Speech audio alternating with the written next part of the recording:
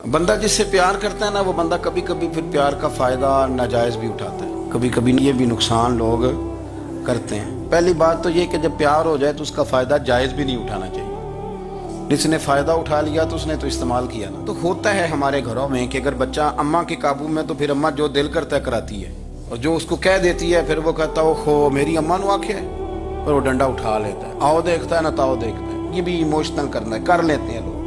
बेटी को भी पता चल जाए ना अब्बा मेरी बात मानता है, तो वो सारे बच्चे के ना सैर करने जाना है, तो अब्बा जी को कौन मनाएगा, तो कहती है तुसी चुप कर जाओ, अब्बा जी को मैं बात करूं। उसे पता है मेरे से प्यार करता है। अब बात को समझ लें, ये एक इमोशनल करने का तरीका होता है, लोग कर लेते हैं। और वो बंदा चूंकि प्यार कर रहा होता है, तो प्यार करने वाला बहरहाल कहीं ना कहीं फिर काबू आ जाता है। वो इस्तेमाल भी हो तो हो जाता है, लेकिन वो बंदा ठीक होता है, क्योंकि वो इस्तेमाल हो भी रहा है, तो हो तो प्यार में रहा है ना, प्यार में हो रहा है ना। समझ ले मेरी बात को।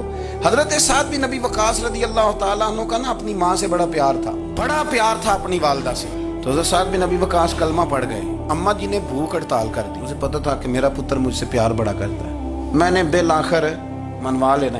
थोड़ी सी आबादी थी, एक घर के अंदर जो मसला छिड़ता था ना, उसका सारे शहर को पता चल जाता था। अब कोनों में गलियों में अब बातें भी होने लगी कि उस साद की माँ हड़ताल पे बैठी हुई है, बड़ा मसला है। अब प्रेशर बढ़ने लगा। हज़रत साद बिन नबी वकास फरमाते हैं कि वो जो मेरे करीबी लोग थे ना सहाबा, वो भी मुझे कहने लगे यार कोई रास्ता निकाल, हर चौक में तेरी बात होती है।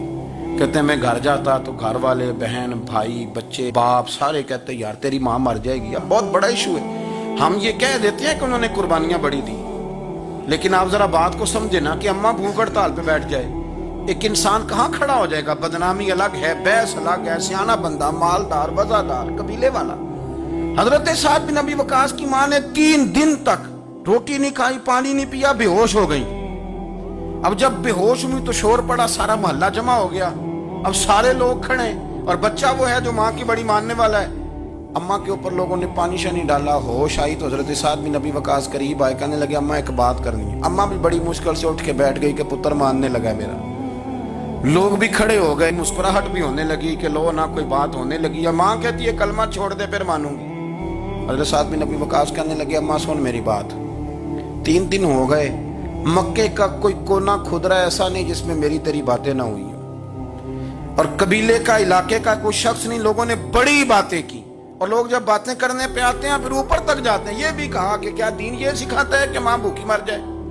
ये भी लोगों ने कहा, मैंने हर शय सुनी, बर्दाश्त की, अम्मा अब तू मेरी बात कान खोल के सुन ले। माँ कहने लगी वो क्या? तो हजरत साद कहने लगे पैदा मुझे तूने किया है, 9 माह तेरे पेट में रहा हूं, रोटी तेरे हाथ से खाई है, तुझसे